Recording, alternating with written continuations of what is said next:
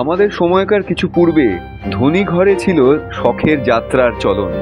মিহি গলাওয়ালা ছেলেদের বাছাই করে নিয়ে দল বাঁধার ধুম ছিল। আমাদের মেজ কাকা ছিলেন এই রকম একটি শখের দলের দলপতি। পালা রচনা করবার শক্তি ছিল তাঁর, ছেলেদের তৈরি করে তোলবার উৎসাহ ছিল।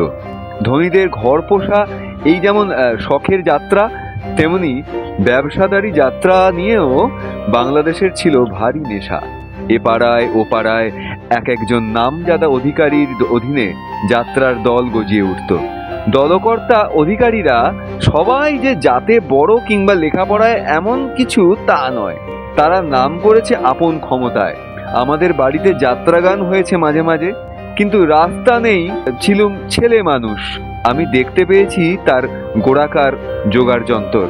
বারান্দা জুড়ে বসে আছে দলবল, চারিদিকে উঠছে তামাকের ধোঁয়া। ছেলেগুলো লম্বা চুলওয়ালা, চোখে কালি পড়া, অল্প বয়সে তাদের মুখ গিয়েছে পেকে, পান খেয়ে খেয়ে ঠোঁট গিয়েছে কালো হয়ে। সাজগোজের আসবাব আছে রং করা টিনের বাক্সয়ে। দেউড়ির দরজা খোলা, উঠোনে পিল পিল করে ঢুকে পড়ছে লোকের ভিড়। চারদিকে টকবক করে আওয়াজ উঠছে, ঝাঁপিয়ে পড়ছে গলি পেরিয়ে চিতপুরের রাস্তায়। রাত্রি হবে 9টা। পায়রার পিঠের ওপর বাজ পাখির মতো হঠাৎ এসে পড়ে শ্যাম। কড়া পড়া শক্ত হাতের মুঠি দিয়ে আমার কনুই ধরে বলে, মা ডাকছে, চলো শোবে চলো। লোকের সামনে এই টানা হেঁচড়ায় মাথা হেঁট হয়ে যেত। হার মেনে চলে যেতুম শোবার ঘরে। বাইরে চলছে হাঁক ডাক, বাইরে জ্বলছে ঝাড় লণ্ঠন। আমার ঘরে সারা শব্দ নেই।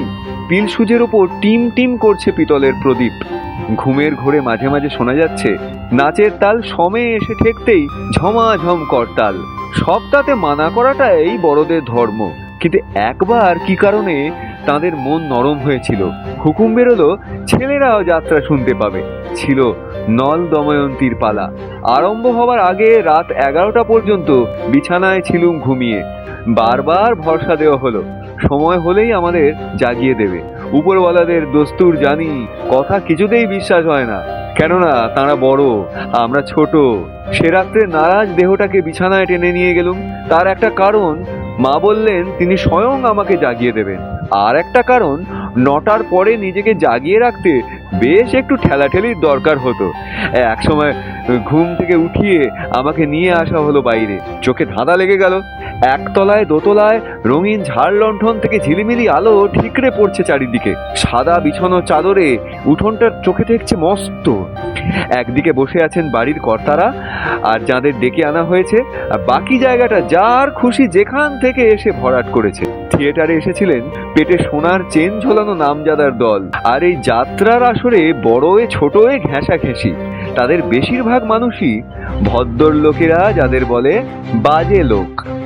তেমনি আবার পালা গানটা লেখানো হয়েছে এমন সব লিখিয়ে দিয়ে যারা হাত পাকিয়েছে খাগড়া কলমে, যারা ইংরাজি কপি বুকের মক্ষ করেনি। এর সুর, এর নাচ, এর সব গল্প বাংলাদেশের হাটঘাট মাঠের পয়দা করা। এর ভাষা পণ্ডিত মশাই দেননি পালিশ করে। সবাই যখন দাদাদের কাছে এসে বসলুম, রুমালে কিছু কিছু টাকা বেঁধে আমাদের হাতে দিয়ে দিলেন। বাহবা দেবার ঠিক জায়গাটাতে ওই টাকা ছুঁড়ে দেওয়া হলো রীতি। এতে যাত্রাওয়ালার ছিল উপরি পাওনা, আর গৃহস্থের ছিল খোশ নাম। রাত ফুরোতো, যাত্রা ফুরোতে চাইতো না।